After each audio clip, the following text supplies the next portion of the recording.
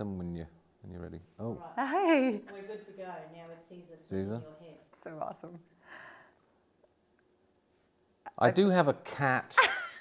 I do have a cat above my head right now, but he is actually the executive producer and music supervisor for this segment. So please show him some respect. So this question may be a bit... Awesome. See, Go ahead. beautiful cats always steal the show, don't they? Yes. Look at that. Charming. Very curious. Now this is where you'd like insert Yes. Peggy Lee or something. This really...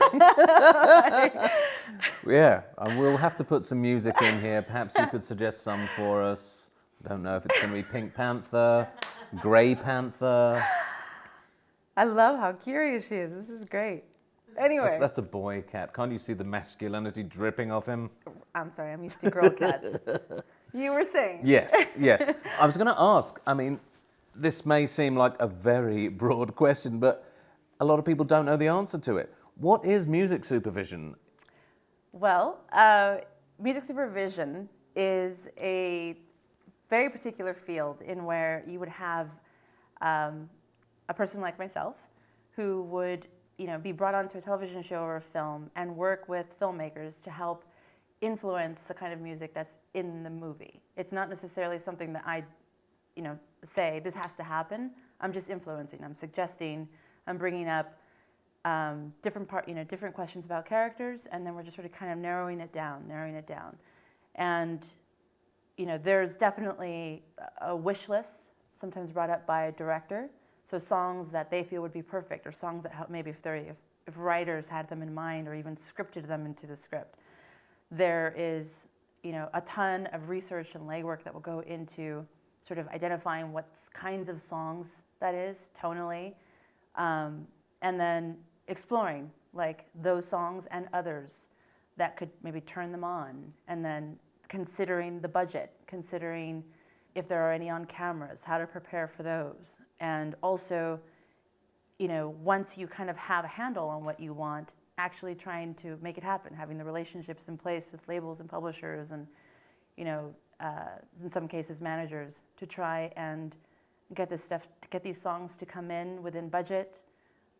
If there's an on-camera performance by maybe an artist themselves, checking availability and making sure that they're, on board. Right. Making sure that they're prepared for the scene before they go in. In some cases, music supervision can involve working with a composer and sometimes hiring a composer. It sounds like there's a large skill set involved with, dealing with all these varied things. There's a lot of interpersonal stuff. You need a kind of encyclopedic knowledge of music, because any project can come up. Could be something set in the 1940s or something set in the future. Totally. And a lot of the films that I've had an opportunity to work with are kind of that period drama set in a time where we're trying to be, very true to the period. We don't want to cheat it. There's a lot of music that, is inspired by that, but that's a stylistic choice. So if you're going to do that, then, you're kind of maybe taking a different approach where you can do something, really wonderful, like Sofia Coppola, how she'll have like a wonderful period film and it'll be just tons of contemporary music. And then you'll have something that's very, very true to the period, like the movie that I've just finished, All the Way, is set in 1963, and everything that you hear in it is period accurate. Same with Quarry, which is set in 1972. It's not out yet, but it'll be out on Cinemax in the near future, and it's awesome. And all of that is, Memphis soul and really great, like classic rock and even some awesome country. So having conversations about that as a music supervisor with, Greg Yatenis, who was the executive producer on that show, and his writers as well, it required, just a lot of research, a lot of listening, and in some cases, sometimes stepping back and like, okay, what do we want this to happen? Then maybe this isn't a song. Maybe this is a score moment. And we have a composer who's really talented, to sort of create this landscape that fills it in, and we just, play with songs when it's appropriate, not when we're, trying to sell a record. Right. Is there a big difference between when you're music supervising for film as opposed to network television, or even as opposed to cable television? Yes.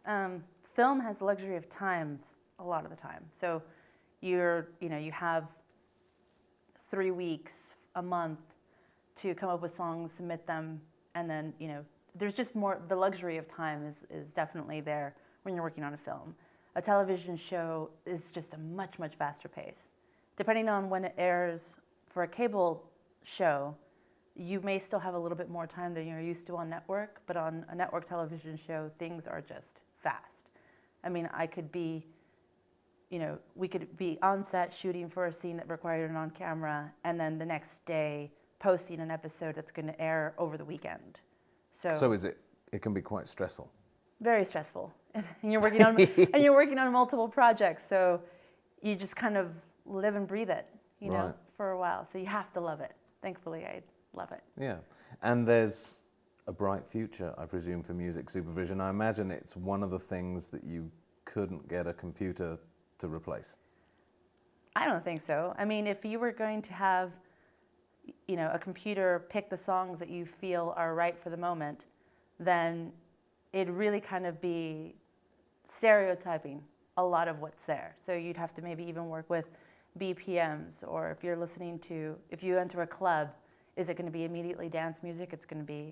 You don't get to have a conversation. Right. You know what I mean? It's just keywords, and it spits out song suggestions based on maybe what's popular, the tone, But there's a lot of creativity in what you do, which would not be possible with a computer. You might put something against the tone, contrary to the tone of the dialogue, that may have a very specific effect, and the computer's just never going to come up It's with just that, impersonal as well. Yeah. I mean, when you're a fan of music, there's certain things that just inspire you and get you, turned on and thinking about something, especially if you don't want to be predictable, Yeah. You want to kind of come at it from a different angle and just try something that hasn't been tried before. And so you could, look at a screen and try and do your best, or you can have a conversation with someone, and hopefully that collaboration brings up something just awesome. That's what we're doing right now. What do you think? Are you? We're having a conversation. Maybe I'm music supervising right now. What, really? Just being like a word DJ with you. No, that's not. You're the music supervisor, and I am the bald British man. We are both comfortable in our roles. Think of it as like if this were a music supervising moment right now, like a dedication. What song would you dedicate? As a kid, you'll like write a tape, put together a tape for someone, and it has all these great love songs. Yeah. So it's like your interpretation of love at that time in your life. I think right now, I would want Just the Way You Are. Just the way you are? Just don't sing it, okay? That gets you in a ton of trouble. Yeah. Is there anything that a filmmaker can do to make your life easier? Are there any landmines that they should kind of step over from your perspective? Well, there's certain things that I think any filmmaker knows to avoid, but if I could ask for something, it'd probably be, to keep an open mind while you're putting together a wish list for a script, or if you have written something into a script, because of all of the licensing processes that have to happen, probably just don't marry yourself to a song in a script, and especially on camera. If you were going to make it a must, shoot it, and then shoot it without it. So if you were gonna have someone sing on camera and you don't know if you'll have the money, you don't know if you'll have the time to make it happen, cover it and then get an angle of it without the song, or singing a song that you've already cleared that won't be an issue, so that if you want it to be a musical moment, you can still have that moment, but you have a backup. Right. So keeping an open mind and not committing yourself to something without some kind of alternate shot in place. Yeah, because a lot of creative people will just be, this is the way I see it, and they're not thinking about budgets. They're just, I want, I love it. And that's not the way it works, is it? It's not the It's way not it the works. way life works. And you'll have a music supervisor remind you of that, but sometimes a music supervisor will be brought in post, and so production's already taken place. Yeah. And so rather than cut the scene because you couldn't get the song, you could have shot it, you know, Right. from a different angle, and it's not a music issue anymore, or they're singing a song that wasn't a clearance problem. Right. It So sucks to think about that while they you're need shooting. to think but ahead. yeah, and you know, Well, even at the conversations- script writing level as well. If you're going to make a whole movie that turns on one song right. being performed just in the third act, and you don't get that song, then the movie's dead. So, It doesn't have to be. or you have but an amazing music supervisor that there you finds go. You another have song. someone to Right. help come up with a solution. And that's where you really earn your money. There'll be plenty of cases where you'll have someone really commit to something, and it has to happen, and we've made it happen. It's just you don't want to put yourself at the mercy without a plan B if you can avoid it. If there's any way Right. you can avoid it, you just want to try and come up with a solution before you're stuck. Janet Lopez, thank you for coming down and talking to us on the Needle. Thank you for having me. We'd love to see you again, and we're looking forward to your next projects. Anything exciting in the pipeline you can clue us into? Well, as I mentioned, Quarry is going to be coming out hopefully Cinemax? this year. Cinemax. And then in 2017, there's a great movie called The Wizard of Lies with Robert De Niro and Michelle Pfeiffer, and it's about the story of Bernie Madoff. It's just fantastic, and it's directed by Barry Levinson, and I music supervised it with Evian Clean.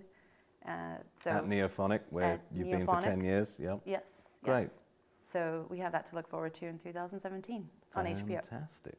We look forward to it. Thank you once again. Thank you.